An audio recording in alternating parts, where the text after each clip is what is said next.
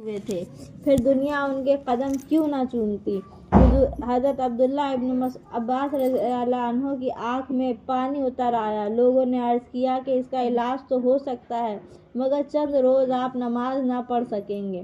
فرمایا یہ نہیں ہو سکتا، میں نے حضور صلی اللہ علیہ وسلم سے سنا ہے کہ جو شخص نماز نہ پڑھے وہ اللہ جل شانہ کے یہاں ایسی حالت میں حاضر ہوگا کہ حق تعالی شانہ اس پر ناراض ہوں گی۔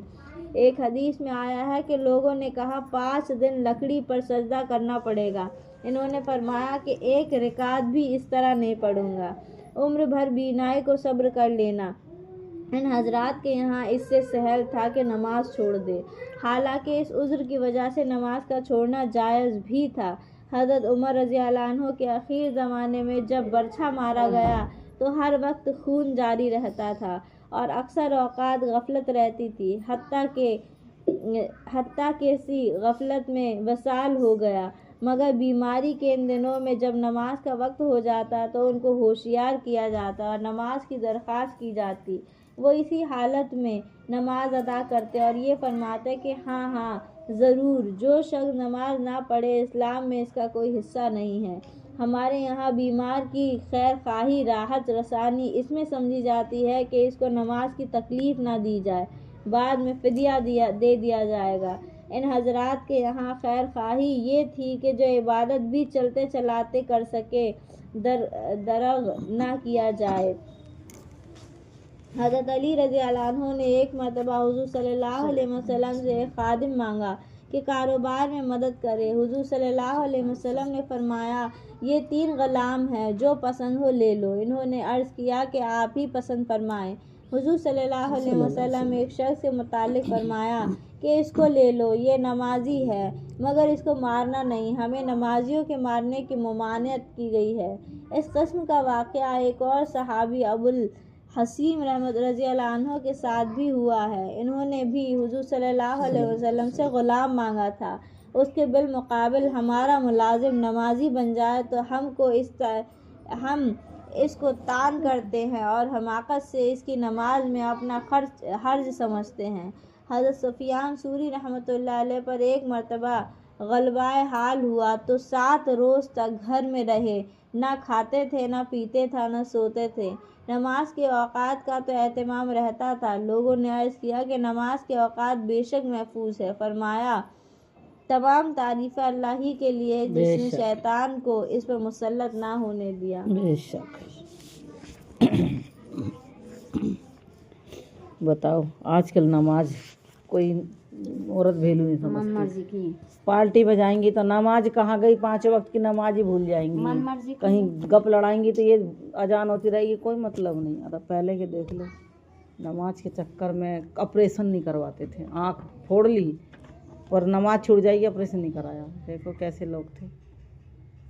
آج کل تو ذرا سا کانٹا لگ جاتا ہے، کانٹا لگ کے آج نہیں من کر رہا نماز پڑھنے کا۔ اللہ بھیا معاف کرے بھائی، ان میں سے ہم بھی تو ہیں ایسے ہی۔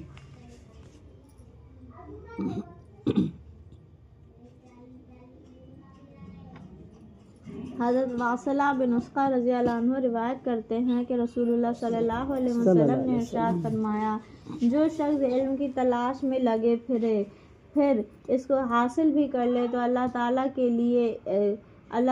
اس کے لیے 2 اجر لکھ دیتے ہیں، اور جو شخص علم کا طالب ہو لیکن اس کو حاصل نہ کر سکے تو اللہ تعالیٰ اس کے لیے 1 اجر لکھ دیتے ہیں۔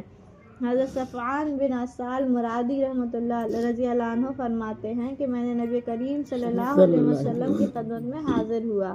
آپ اس وقت اپنا سرخ دھاریوں والی چادر پر ٹیک لگائے تشریف فرما تھے۔ میں نے عرض کیا یا رسول اللہ صلی اللہ علیہ وسلم، میں علم حاصل کرنے آیا ہوں۔ نبی اکرم صلی اللہ علیہ وسلم نے ارشاد فرمایا طالب علم کو خوش آمدید ہو۔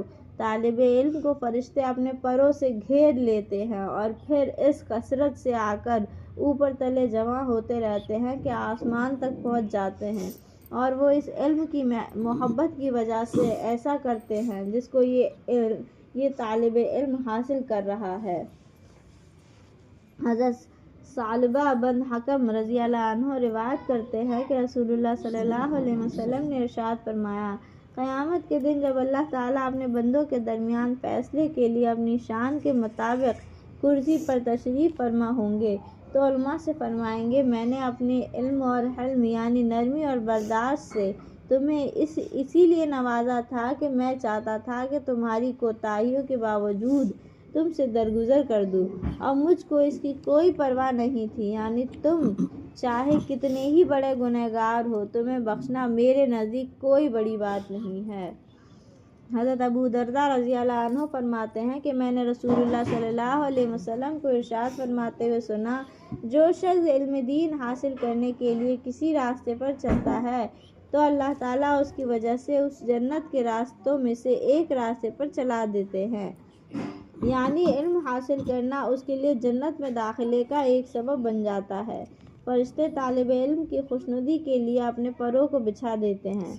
عالم کہتے کے لیے آسمان و زمین کی ساری مخلوقات اور مچھلیاں جو پانی کے اندر ہے سب کی سب دعائیں مغفرت کرتی ہیں۔ سبحان اللہ۔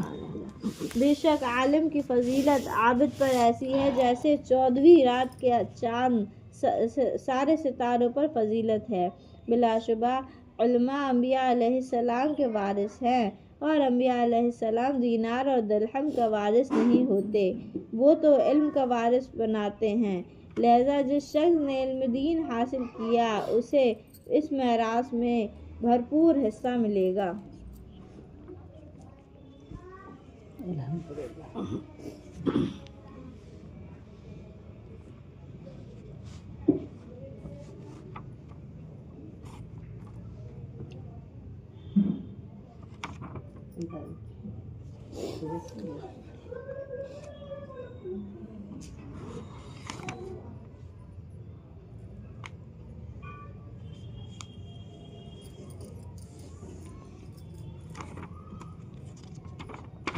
حضرت ثعبان رضی اللہ عنہ روایت کرتے ہیں کہ رسول اللہ صلی اللہ علیہ وسلم نے ارشاد فرمایا، میرے حوض کی جگہ